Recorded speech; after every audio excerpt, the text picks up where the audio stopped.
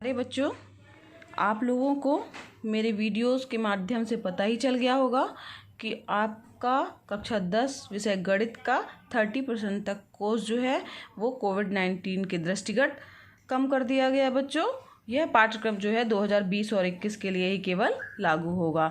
और उस वीडियो में बच्चों चर्चा भी कर ली गई है कि किस महीने में कौन सा पाठ्यक्रम आपको या कौन सा पाठ पढ़ना है और कब आपका कोर्स ख़त्म होगा। साथ ही साथ बच्चों आपको ये भी पता चल गया है कि आपके जो गणित विषय है उसमें से कौन कौन से अध्यायों को हटा दिया गया है। तो 5 अध्याय जो हैं बच्चों ये हटाए गए हैं: बहुपद, समांतर श्रेणियाँ, त्रिकोणमिति के अनुप्रयोग, वृत्त और प्रायिकता। तो बच्चों इसके पहले मैंने एक वीडियो बनाया था जिसमें क्लास 10th का पूरा सिलेबस दिया हुआ है, किस चैप्टर में से कितने नंबर के क्वेश्चन आने हैं इसकी चर्चा की गई थी बच्चों। तो चूंकि ये हमारे चैप्टर हटा दिए गए हैं तो अब उनमें से कुछ के नंबर जो है वो हट जाएंगे। तो आइए देखते हैं एक हमारा नया सिलेबस जो कि चैप्टर वाइज है कि किस चैप्टर से कितने अंक के प्रश्न आएंगे। अब बच्चों ये जो 5 चैप्टर आपके हटाए गए हैं, ठीक है, तो वो उनकी अनुशंसा कर दी गई है। साथ ही आपका नया जो है वो कैलेंडर जारी हो गया है जो कि 70% पाठ्यक्रम के लिए है और किस चैप्टर से कितने अंक आएंगे उसकी चर्चा हम करते हैं। बच्चों तो ध्यान दीजिए कि यहाँ पर जो 70% तक का पाठ्यक्रम जो हमारा बचा हुआ है तो उसके लिए जो आपका पेपर होगा वो 3 घंटे का होगा। 15 मिनट आपको एक्स्ट्रा मिलेंगे पेपर पढ़ने के लिए बोर्ड एग्जाम में, ठीक है। और 70 अंकों की लिखित परीक्षा होगी, 30 अंकों का प्रोजेक्ट कार्य होगा।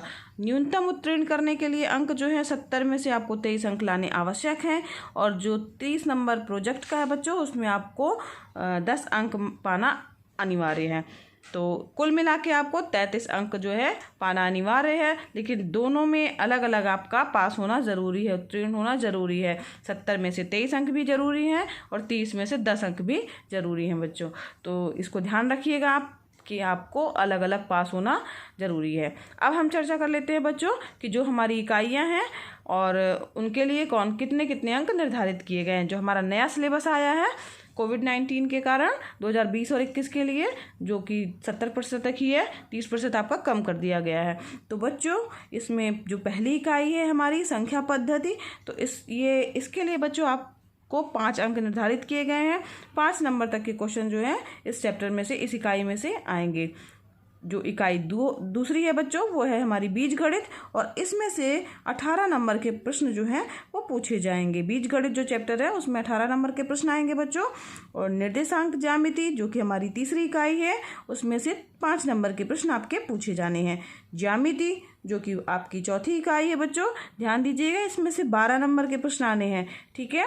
तो अंकों का भी बड़ा महत्व है कि किस इकाई से कितने नंबर आपके पूछे जाने हैं, ये आपको पता होना चाहिए कि अगर मान लीजिए आपका कोर्स नहीं हो पा रहा है तो आप कम अंक जिसमें से आने हैं तो वो चैप्टर आप छोड़ सकते हैं। वैसे तो पूरा चैप्टर आपको पढ़ के जाना है। अगर मान लीजिए अगर ऐसी परिस्थिति आ गई है तो आप ज़्यादा अंक वाले चैप्टर ज़रूर पढ़ के जाइएगा।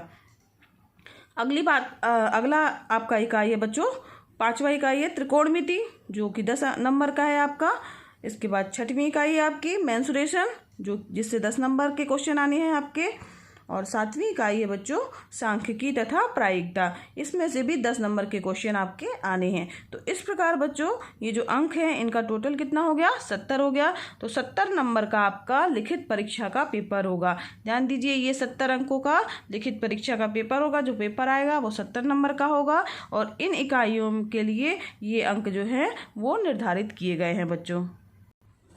अब बच्चों हम चर्चा कर लेते हैं हमारे प्रोजेक्ट कार्य की जो कि 30 नंबर के इसके लिए निर्धारित किए गए हैं।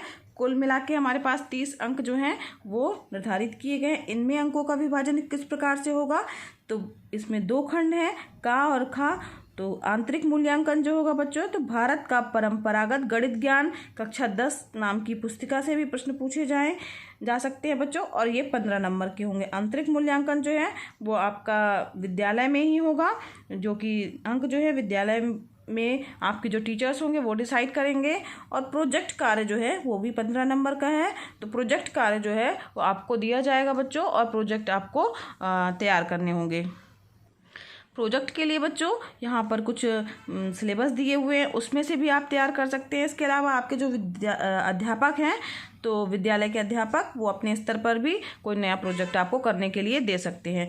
तो इसकी भी एक चर्चा कर लेते हैं कि कौन कौन से टॉपिक है जिस पर आप प्रोजेक्ट बना सकते हैं। तो पाइथागोरस प्रमेय का सत्यापन गत्ता या चार्ट पर त्रिभुज एवं वर्ग बना करके करना, ये इस पर आप बना सकते हैं। दूसरा है जनसंख्या अध्ययन में सांख्यिकी की उपयोगिता, इस पर भी आप अपना प्रोजेक्ट तैयार कर सकते हैं बच्चों। और तीसरा है विभिन्न ज्यामितीय आकृतियों की वास्तुकला एवं निर्माण में भूमिका का अध्ययन करना, तो इस पर भी आप प्रोजेक्ट बना सकते हैं। ये टॉपिक ढेर सारे दिए हैं बच्चों, लेकिन यहाँ पर तो दिया है 2 प्रोजेक्ट तैयार करने के लिए। तो पहले जो है 3 प्रोजेक्ट कराए जाते थे और इस बार आपके लिए 2 ही प्रोजेक्ट निर्धारित किए गए हैं। तो इसके बाद बच्चों चौथा है आपका त्रिकोणमितीय अनुपात के चिन्हों का ज्ञान चार्ट के माध्यम से करना। और ये तीसरा है विभिन्न ज्यामितीय आकृतियों की वास्तुकला एवं निर्माण में भूमिका का अध्ययन करना, इस पर भी आप प्रोजेक्ट बना सकते हैं। और ये त्रिकोणमितीय अनुपात के चिन्हों को का ज्ञान चार्ट के माध्यम से कर सकते हैं। कोण के पूरक, समपूरक कोण आदि कोणों के त्रिकोणमितीय अनुपात, कोणों के संगत अनुपात में चित्र के माध्यम से उसको व्यक्त भी कर सकते हैं। इसके अलावा उत्तर मध्यकाल के किसी भी एक भारतीय गणितज्ञ का व्यक्तित्व एवं गणित में उसके योगदान की भी आप चर्चा करके उसका भी एक फाइल बना करके प्रोजेक्ट तैयार कर सकते हैं बच्चों। छठवां टॉपिक है इसका 24 बाई 42 सेंटीमीटर माप के 2 कागज लेकर के लंबाई एवं चौड़ाई की दिशा में मोड़कर 2 अलग अलग बेलन बनाइए, दोनों में किसका वक्रपृष्ठ एवं आयतन अधिक होगा, तो इस पर भी आप अपना एक प्रोजेक्ट तैयार कर सकते हैं।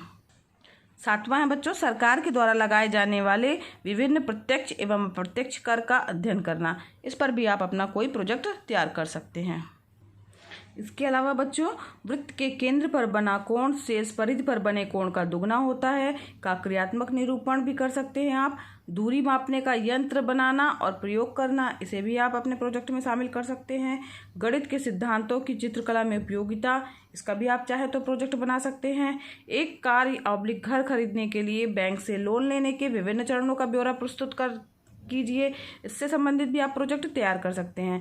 इसके अलावा बच्चों 12वां जो पॉइंट है वो है संस्तुत पुस्तक भारत का पारंपरिक गणित ज्ञान के निम्नांकित 3 खंडों में से सुविधा अनुसार कोई एक प्रोजेक्ट बना सकते हैं। तो इसके 3 खंड हैं, खंड का, ख और गा, तो उसमें से भी आप कोई एक प्रोजेक्ट बना सकते हैं। भारत में गणित की उज्ज्वल परंपरा, गणना की परंपरागत विधियां और भारत के प्रमुख गणिताचार्य, तो ये जो 12वां है बच्चों इस पे ध्यान दीजिएगा। तो इस 12वां पॉइंट है, इसमें से आपको एक प्रोजेक्ट बनाना है, ठीक है, ये अनिवार्य है। तो बाकी और भी प्रोजेक्ट आप तैयार कर सकते हैं। तो जो आपको ये सिलेबस के अंतर्गत जो थे आपके वो बता दिए गए हैं। इसके अलावा भी बच्चों आपके अध्यापक, आपके विद्यालय के टीचर जो हैं अपनी ओर से भी कोई प्रोजेक्ट तैयार करवा सकते हैं। तो बच्चों इस प्रकार से आपको आपके गणित विषय का अंक विभाजन जो है वो समझ में आ गया होगा, किस चैप्टर से कितने नंबर के प्रश्न आने हैं। तो बच्चों आपको मेरा वीडियो पसंद आया हो तो इसे लाइक कीजिए। अगर आपने अभी तक मेरे चैनल को सब्सक्राइब नहीं किया बच्चों तो सब्सक्राइब भी कीजिए और दूसरे बच्चों को शेयर भी कीजिए। ये बच्चों एकदम निःशुल्क है। धन्यवाद बच्चों।